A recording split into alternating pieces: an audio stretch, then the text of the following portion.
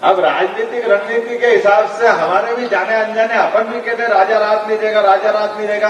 अरे राजा तो बाबा महाकाल है, हम तो सब बेटे हैं उनके, क्यों रात नहीं देंगे? बाबा महाकाल के बाल बच्चे हम हैं। अगर हम उनके बच्चे हैं तो, और अगर बाप को मारना है तो दुनिया की कौन सी ताकत महाकाल से बाहर है? क्या नगर निगम के बाहर नहीं रहेगी? ये कैसे हो सकता है? बाबा महाकाल नगर निगम तक ही रहेंगे, ये कौन सी बात?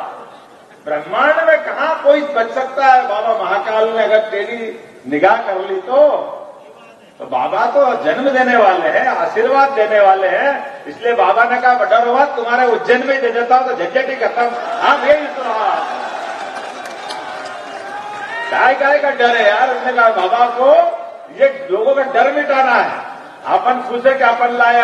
उनने कहा लाए नहीं दादा, मैं तो तुमको दे दिया हूं।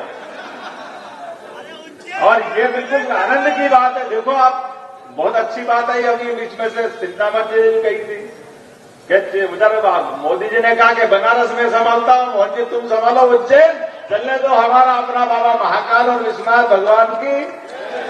और हमने तो ये सिलसिला चालू रखा है।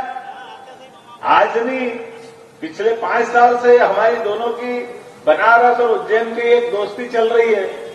वो अयोध्या में दीपक का रिकॉर्ड तोड़ते तो हम शिवरात्रि में रिकॉर्ड उज्जैन में तोड़ देते हैं। हमारा लाखों का रिकॉर्ड बनता रहता है, उस रिकॉर्ड को हर बार तोड़ते हैं। क्योंकि हमारा अपना ये जो आनंद है, इस आनंद को देवस्थान के आधार पर संस्कृति को समझाने का भी तरीका होना चाहिए। और ये बात सही है कि लोग अपने हिसाब से, मुख्यमंत्री कहेंगे ले तो मुंह में तो मुख्य सेवक के रूप में ही काम करूंगा, मुझे ध्यान में आएगा कि मैं प्रदेश का मुख्य सेवक हूं। और काम के मामले में परमात्मा की दया है। मैंने कलेक्टर से कहा कि घर बाद में जाऊंगा, पहले कैंडिडेट का रास्ता दिखाना, बहुत दिन से काम अधूरा पड़ा है, उसका निराकरण करना है। और ये जो सबकी डिमांड है, अनिल जी से बात हुई, दूसरे अनिल जी से बात हुई, इनने कहा कि यार ये थोड़े पैसे कम पड़ रहे हैं तो वो सेंट्रल लाइटिंग नहीं हो रही। मैंने कहा चिंता मत करो, तुम्हारा भाई के पास है तो सही, इसमें क्या फर्क पड़ेगा? जो पैसा लगाएगा सोनू जी लगा देंगे, गलत तो नहीं है।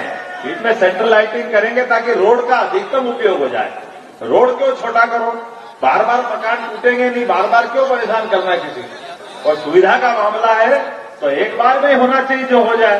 तो 4 करोड़ का लगेगा तो दे देंगे, कोई परेशानी नहीं है, निश्चित रूप से उसको सुधारेंगे।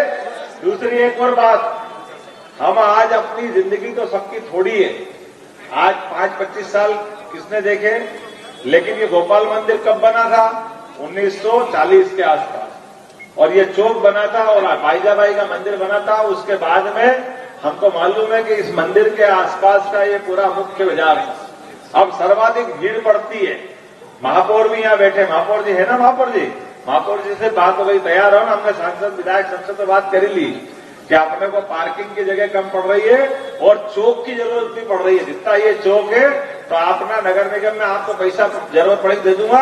ये जितने दुकानदार है बस उतनी मल्टी लेवल पार्किंग बनाना, बाकी पूरा खुला मैदान कर देना। यहाँ पे डबल मैदान है, ये गोपाल मंदिर का आनंद आ जाएगा आपको। जहाँ जितना खुला मैदान होगा, कार्यक्रम होगा, भीड़ में जरूरत पड़ती है, सवारी के समय आवश्यकता पड़ती है, सारी सवारी सिंहस्थ की निकलती यही निकलती है। कभी कभी कोई घटना दुर्घटना हो जाए तो ये बड़ी भीड़ को अवेरने की जगह कहाँ है? बाकी तो सब तो मकान ही मकान है। आज ही मैं डीजी से बात कर रहा था कि साहब मैं तो पहली बार आया था यहाँ झरोके से, मैं देखने आया तो एसपी ने कहा आप कहाँ से देखोगे? तो मैं कहाँ से दिखाओगे? तो बोले मेरे को ऊपर झरोके में बिठा दिया उसने। और जो यहाँ भीड़ पड़ती है, अब हमको तो मालूम, हमको तो मजा आते है हर बार वो, लेकिन जो पहली बार देखता है वो राम राम, जब तक भगवान जाने ये क्या होगा, कोई पूछा नहीं जाए, मर नहीं जाए, पता नहीं क्या होगा। क्योंकि वो वाकई बहुत एकदम अलग टाइप का माहौल रहता है पहली बार वाले के लिए। और ऐसे में कोई घटना घट जाए, कोई बात हो जाए तो हमको वाकई इस बात की जरूरत है। लेकिन हमने कहा कि जो दुकानदार है उन दुकानदार की व्यवस्था जरूर कर देना ताकि दुकानदार को परेशानी नहीं आए, लेकिन बाकी सब जगह अपनी पार्किंग के लिए रहेगी। ये आनंद के साथ अपना सबका निर्णय करें। अब लंबा भाषण तो दूंगा नहीं, लेकिन आपने कहा कि काम दिया और सबने कहा कि काम करना 24 घंटे। तो कल ही उज्जैन संभाग के सभी लोगों के साथ उज्जैन में ही बैठक कर रहे हैं कि उज्जैन में नहीं, उज्जैन संभाग की पहली बैठक रहेगी, उसके बाद 10 संभाग की बैठक करते जाएंगे। कि विकास के मामले में जरा देर नहीं होगी, उसी गति से काम करते जाएंगे जो गति का अपना रिकॉर्ड बना हुआ है। और एक बात हमारे लिए पिछली बार माननीय शिवराज सिंह जी चौहान के माध्यम से हमने कैबिनेट कराई थी और हमने कहा था कि हमारे बाबा महाकाल के सवारी में बैंड की जरूरत पड़ती है और वो बैंड था नहीं, तो हमने 12 आदमी का बैंड बना बनू के वो तैयार करा लिया। अब हमने कहा कि पुलिस के लिए हर जिले में एक बैंड हो जाना चाहिए और विकास के मामले में ये हमने कहा कि अब जहां की जरूरत होगी कैबिनेट भी वहीं कर देंगे। तो अपने आने वाले विकास के लिए संक्रांति अपनी उज्जैन की अलग टाइप की होती है, उत्तरायण दक्षिणायन उज्जैन से ही माना जाता है। तो उत्तरायण जब चलेगा सने सने दिन तिल तिल करके बढ़ता जाएगा, तो फिर कैबिनेट उज्जैन में करेंगे। पहली कैबिनेट अगर होगी उज्जैन में होगी, उज्जैन के सारे विकास के लिए जो जो जरूरत होगी वो यही मंजूर करके जाएंगे, क्योंकि अब अपने को मालूम है कि परमात्मा की दया से ये जो मौका आया, तो मौका आया तो मौके को अपने सारे विकास के मामले में धरातल पे देखते हुए जो जहां की बात वहीं करने की जरूरत, जब वहीं करेंगे तो उसके रिजल्ट भी आएंगे। तो आज तो लंबा नहीं बोल रहा हूं, लेकिन टुकड़े टुकड़े में ऐसे कई बार आपको अलग अलग शुरुआतें मिलती जाएगी। बोले महाकाल महाराज की। और सच मानो मैं आपका एहसान मंद हूं, वाकई जितना दिल से आपने, मैं आभार मानता हूं कि जो स्वागत आपने किया, जितने प्रकार से आपकी मेहनत हुई है, ये जो आइडिया है, ये हमारे अनिल जी, रवि जी, बाकी दोनों जिलाध्यक्ष और बाकी विधायक वरिष्ठ जन सबने प्लान किया। सारे के सारे लोग, मैं सबका आभार मानता हूं, क्योंकि ये बात सही है कि हमारे पास ये जो उपलब्धि हासिल हुई थी वो उपलब्धि भी कम नहीं है, लेकिन आपका जो स्वागत है उपलब्धि से भी ज्यादा है। मैं आपका एहसान मानता हूं। बहुत बहुत धन्यवाद। भारत माता की जय। क्योंकि आपका एहसान मेरे लिए नहीं है, आपका एहसान मोदी जी के लिए। ये मोदी जी के लिए जोरदार तालियां बजाओ। मोदी जी ने निर्णय किया है कि हमारी पीढ़ी परिवर्तन होना चाहिए, हर अगली पीढ़ी के लिए आना चाहिए। जब शिवराज जी को मौका मिला था, वो दौर भी हमारे सबके सामने था, जब पटवा जी से लेके कैलाश जोशी तक सारे वरिष्ठ जन, विक्रम वर्मा जी से लेके सारे लोग आज से 15 साल पहले, 18 साल पहले सब मैदान में थे।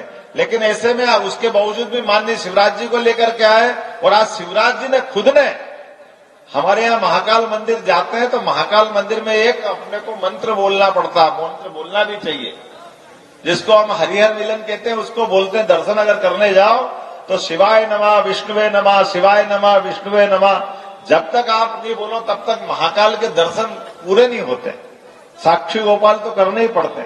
और मैं भाग्यशाली हूं कि हमारे यहाँ शिवाय नमः विष्णुवे शिवराज जी और विष्णु जी हमारे अध्यक्ष और शिवराज जी हमारे तत्कालीन मुख्यमंत्री, दोनों ने मेरे को ये अपना एक अवसर दिया। माननीय मोदी जी के आशीर्वाद से, माननीय नड्डा जी, अमित शाह जी और ये सारे लोगों ने आकर के दमदारी के साथ जिस प्रकार से ये पूरा हम सबको काम करने का मौका देकर के एक संबल दिया है, इस संबल के बहारे से, संबल के सहारे से, क्योंकि आज की ये यात्रा विकास यात्रा थी, माननीय मोदी जी ने हमको पूरे प्रदेश के अंदर, क्योंकि चुनावी राज्य होने से हम उस समय वो अपनी यात्रा नहीं निकाल पाए थे। ये विकास यात्रा जिसके माध्यम से माननीय मोदी जी की सरकार ने विगत 10 साल में जो काम किया है वो घर घर तक पहुंचाना, जनता जनता तक पहुंचाना है। तो एक साथ 5 राज्यों का आज लोकार्पण हुआ है, उस यात्रा का ही निमित्त है और माननीय मोदी जी का प्रताप है।